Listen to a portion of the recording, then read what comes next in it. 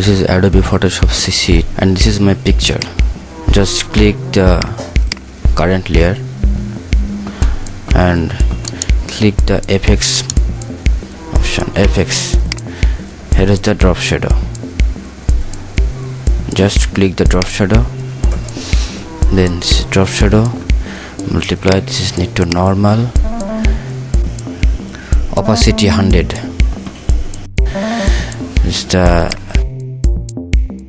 170 degree, this is the distance is 250 and speed is 0, size 0.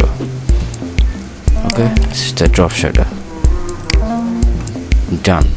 Thanks for watching and please subscribe to my channel.